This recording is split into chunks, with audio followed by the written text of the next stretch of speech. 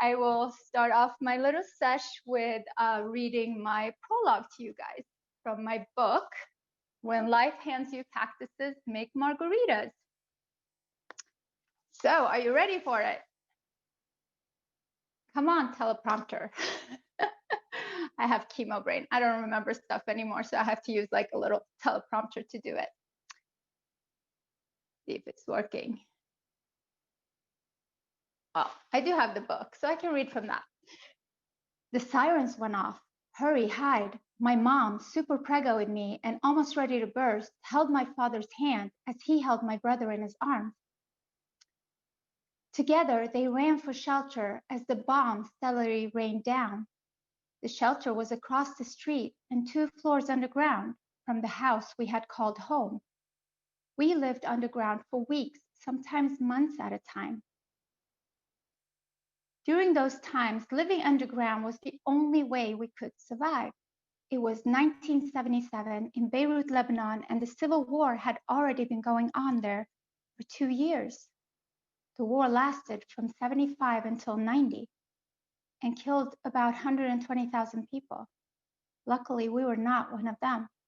Holy shit, my mother's water breaks, spilling onto the floor where my mom, dad, and brother were hiding. They were trembling with fear, waiting for this one to pass, the bomb raid, that is. It's dark, the screams and cries, along with the bombs hitting their targets, drowned out my mom's screams from each contraction shooting pain. She's coming!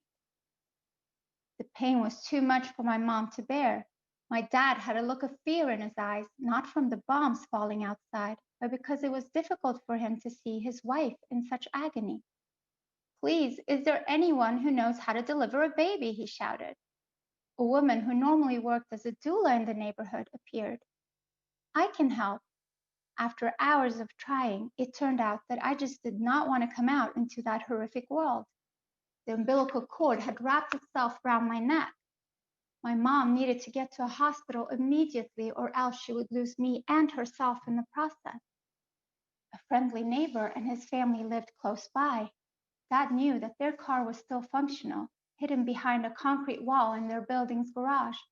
But how would he get to it? My dad ran, carrying my mom as my brother held on tight to his back until they finally reached the neighbor's shelter. The neighbor showed kindness and offered to give them a ride to the nearest hospital. They traveled through the city as the bombs were coming down, somehow managing to avoid them. Luckily, my mom was in too much pain to even notice. October 23rd, 1977, I was born that day by emergency C-section, amazingly with the whole family alive and well. As they looked at me, the tiny little monkey who had come out, they saw that I was covered in body hair called lanugo. It's a soft, fine hair that sometimes covers a baby and acts as a protectant in the womb. Man, I must have known that I needed protection. That is, my dear friends, how I came into this world. Little did I know that the very moment of my birth would pave the way for a strength and resilience that would prove crucial for what was to come. All right, that was my prologue. Hi, everyone, and thank you so much for taking time out of your day to join me for this session. And of course, a big thank you to my friend and my dear, dear, dear partner in crime that she was, and the team for having me on this show. So I just read you the prologue for my book titled When Life Hands You Cactuses, Make Margaritas. And just like Denise said, I've had a pretty roller coaster kind of life. It's been from the day I was born as a child of war, basically, through today being a 43-year-old mom to this little cutie right here. Maybe I'll show this here, Alex. And a mom that is fighting the very deadly and incurable stage 4 metastatic breast cancer every single day to not leave her little boy. Metastatic breast cancer is when the cancer spreads beyond the breast to your bones, liver, lungs, or brain. And there is no cure for that today, unfortunately, and only about 22% live longer than 5 years. I was diagnosed in early 2015, and at the time, I'd had a over 2 decade long career in the tech and startup industry, and I moved to San Francisco in 2011 from Sweden. I was being a badass CEO together with Denise in Silicon Valley, and me and my husband were just about to start IVF. I'd had a history of not being able to get pregnant for over a decade, but I thought now with a new husband, maybe I'll, be lucky this time and become a mom. Well, that went completely sideways. A body scan showed that the early stage breast cancer that I had when I was 27, and then when I was 30, I'd survived it for 7 years, but it's been hanging out in my body and creating tumors here and there. And all of a sudden, I was stage 4, and I was going to die from this young. It was devastating, of course, to have a death sentence at the age of 37. You have about an average life expectancy of 2 to 3 years when you're a metastatic breast cancer patient. I've been lucky that I've been living with it for 5 years and 8 months now, and it's about, like I said, 22% that actually do that. So I feel very blessed and grateful for that. The toughest thing, however, not just seeing that my whole future and my plans and dreams were shattered, the toughest thing was that I would not become a mother. That had been always the biggest grief in my life. I've had an amazing and full life. I mean, I'm saying amazing because it's been amazing. Despite all the challenges, I've always been able to do what I loved, fulfilling many of my dreams, both in my career professionally and also my personal life. I've traveled the world, I've loved, I've had my heart broken. I've done crazy adventurous things, bucket list items, skydiving, kite surfing, all those things. I started my first company in my early 20s. My career was flourishing. The one and only thing that was really missing in my life and that had created like this big hole in my heart was becoming a mother. So before they removed my ovaries and put me in menopause, I heard you guys talking about menopause, so I could start my oral chemo treatment. We took out 3 eggs and froze 3 healthy embryos just in case I would be lucky and still be here today. I just did not want to give up hope. So after my second line of treatment showed that I had great success, I was responding well to the treatment, much better than average, we decided to go ahead and try our luck with surrogacy. It was not an easy decision. It was really, really tough to get to that decision. And we knew that my treatments could fail and my cancer could progress anytime. And these 3 embryos, the fertility doctor said that they had about 7% chance of actually working. But we went ahead and did it anyway. And 2 years ago, thanks to our awesome surrogate, Mama Misha, our hero, love you so much, Misha, we had our little baby boy, Alex. And that was definitely the best and happiest day of my life. Nothing can compare to that, since I had been waiting at the time. It was like 15 years of trying. And I also feel that it's my biggest accomplishment in life. Despite everything I've done, he's definitely the dearest one to my heart. And I will do everything I can to not leave him and not die. And he is the reason why I wrote this book. I wanted to make sure that he had my life story, that, no one can tell my story to him as good as I can. So I wanted him to have that. I've been having a lot of progressions lately, and I don't know how much longer I have. I'm on my 4th line of treatment. So I wanted to make sure, just in case I pass away before he is old enough to remember me, he'll be having this to know how much I love him and how much I longed for him for all those years. So not going to start crying now. I'm going to move on in my presentation. So basically, that is just to kind of give you a little bit of my life story and how I got to write this book and how I came to this moment. And I want to take this moment to also tell you that I have been able to, with all these challenges, I've been able to use my own toolkit in all this. For some reason, after each challenge, I kind of built up a whole toolkit, and 8 of those things that have helped me in life, I'm gonna say 3 of them. There are 8 margarita ingredients in the book, and I will tell you about 3 of those. So despite all these cactuses, I was able to create margaritas or follow my own recipe, margarita recipe, on how to achieve my dreams, whether it's in the male-dominated tech startup venture capital industry or in my personal life journey, just be able to thrive despite each challenge. So I will share 3 of them with you, and they are fear, unfuckwithable, and confidence. So let's start with fear. I've always been called fearless, but that's not really true. Everyone has fear. Everyone should have fear. Without fear, how do we feel? How do we get hurt? How do we get excited? How do we feel joy and accomplishment for conquering that fear? Fear is extremely important to feel. It really helps us to live. However, many people let fear keep them from doing extraordinary things. Many people let fear of failure keep them from achieving great success. But by failing and getting up again, you move on to the next level in the journey of your life. You will discover parts of yourself you didn't even know existed.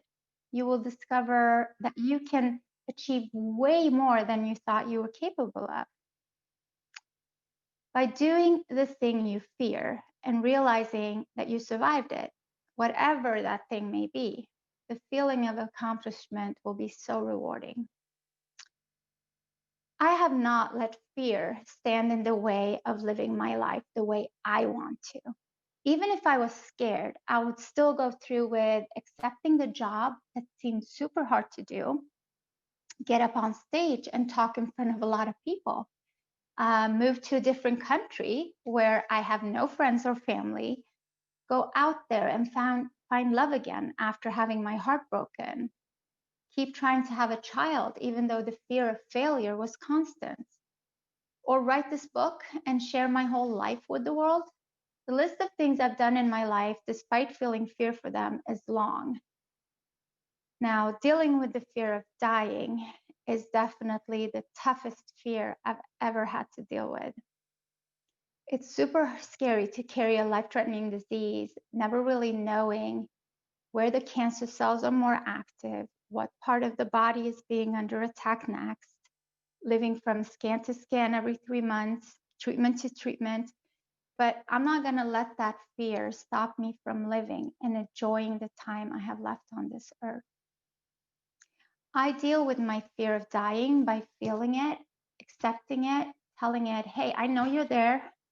I just don't have time for you right now. I am too busy living and enjoying my life. I put it in a box, I close the lid, and I place it far on the back of a shelf. And you can do the same with your fears. Feel them, accept them, put them away in a box, and follow your dream. So let's move on to the second margarita ingredient in my book, unfuckwithable. Yep, it's an actual word. Now that's the word that totally encapsulates how I always try to live my life, and one that has absolutely helped in my career, my fight for independence, and throughout my whole cancer journey. If you look it up in a dictionary, a slang dictionary, it actually is there, you'll find the following. Unfuckwithable is when you are truly at peace with yourself and nothing anyone says or does bothers you. No negativity or drama can touch you.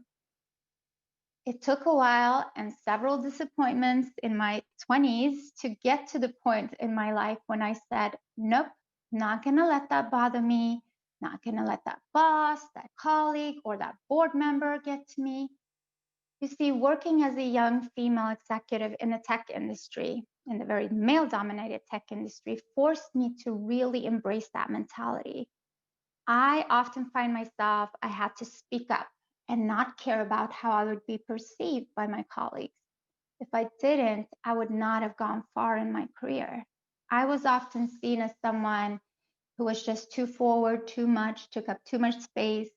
It wasn't really actually until I came to Silicon Valley and started working there that I felt that I belonged. because a lot of people kind of have the unfuckwittable attitude in Silicon Valley. And compared to Sweden, where I came from, I just realized that I was pretty normal for someone who was ambitious and wanted to go places. Now, what I'm saying with this is be unfuckwittable. Don't be afraid to take up as much space as you like to get where you want in life. Speak up, make yourself heard, whether it's in your professional life or in your relationship where you feel you're not being heard and appreciated.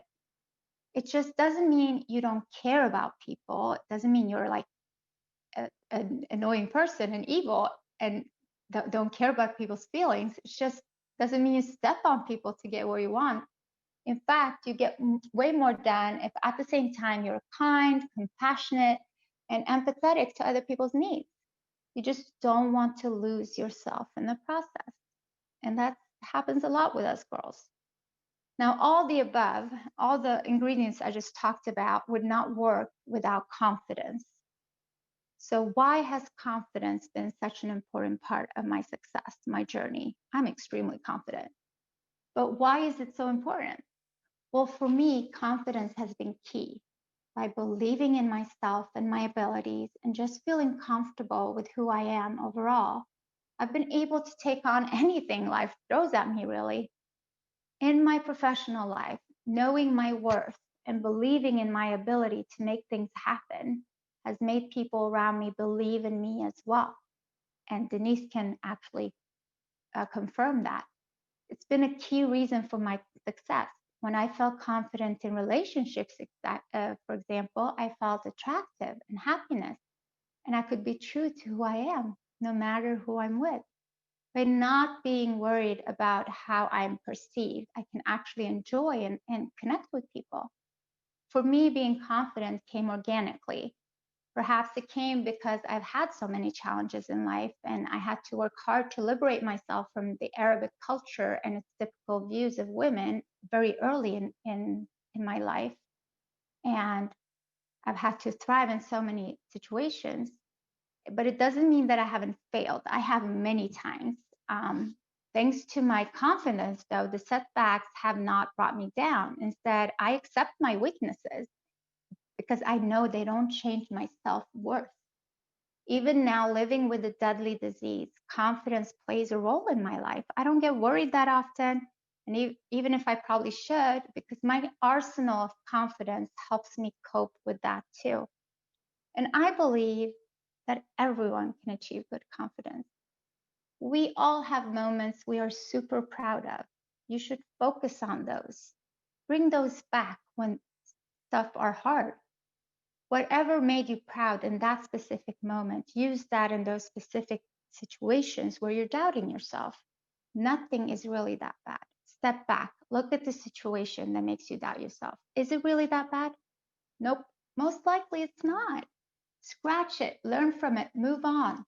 Don't get stuck in that negative spiral. Don't let it define you. What's done is done. The more you believe in yourself and your abilities, the more successful you'll become.